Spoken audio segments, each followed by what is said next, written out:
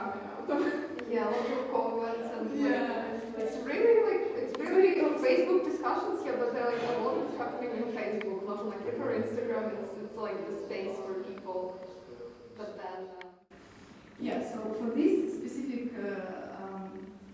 workshop, looking now at what we've done and what happened, like the situations and conversation that we had, we are trying to understand, and analyze what happened and how do we move forward.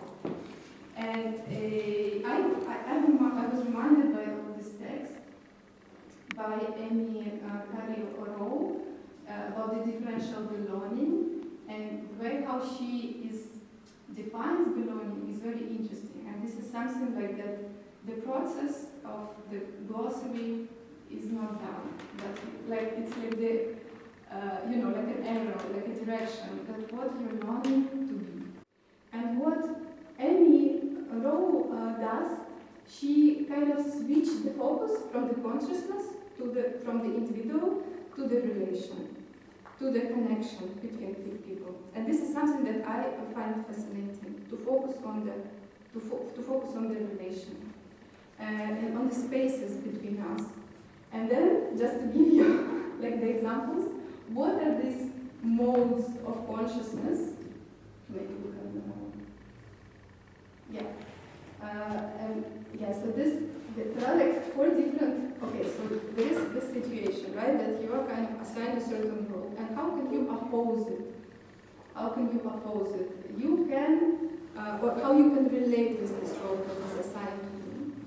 You can assimilate. You can become one with this dominant group, right? And you can, I'd like to explain it from the position of the difference, right, that you have. So when you're assimilating, you kind of forget about your difference and you become one with the dominant group. And this mode, it has a certain advantages, because in certain situations you need to blend in order to survive, or like we agree on the common sense things.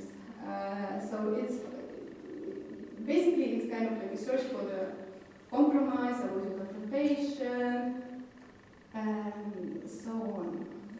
They are complete opposite. They are not like mirrored to each other, and they are not self-exclusionary, but bear with me.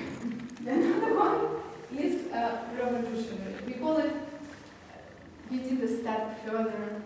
So we went from the belonging to the translation, because translation is something that is interesting to us, and it's something that we could apply to our own work. So in the revolutionary mode, you expose harm and push for change. So the goal is to transform, to inspire the direct action. And so how do you respect your difference, and you want to fight for it, and you kind of call out the dominant powers for that they do not respect your difference. But for example, separating mode is basically the opposite to revolutionary, because it says, okay, I'm different, you do not accept me, so I'm going to be in my own bubble. So it's like this mode sometimes can be counterproductive, but it also happens when you need to recharge and recover from the challenges, because you cannot always be on the edge. You sometimes need to go to your own communities to recharge your power and come back. And the last one, the suprematist, and I think I have a lot of internal struggle with this one. Is that you think that your difference is superior to other people, and you kind of unlike revolutionary translator who is pushing change, you aim for the dominance. But at the same time, this is the mode in which you kind of kind of really take your vision seriously. Because this is going to be the base of our role-playing workshop. So just again to reiterate what Yulia was saying, we took these modes from work Amy Rowe and Sheryl Sandoval, and we sort of dramatized them a bit and sort of made them more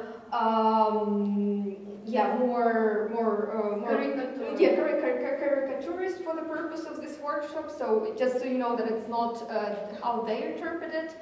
And essentially these modes, even though they're like fixed categories, and we should never categorize human identity into fixed categories because it's a really dangerous undertaking to assign rigid labels. So these are categories just for us today to role play. Mm-hmm. And first thing, we should be aware that they can be changed in the same situation, conversation, with the same discussion and the same negotiation. We can take different modes depending on the context. It's also important to understand that we try to create this translator modes without thinking that they belong to the specific political specific places in political spectrum, right? So you have to understand also they are neutral.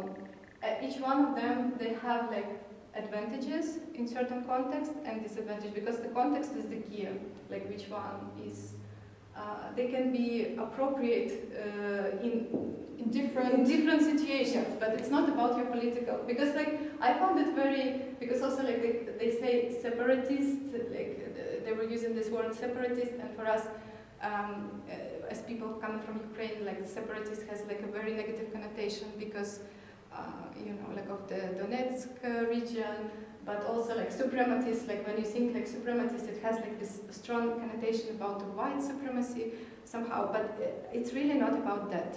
It's about the way of acting, and so you're going to act today. I hope everyone is, because I can imagine that the title of the workshop was a bit misleading. We didn't know about this, but yeah, we will give it a go, okay?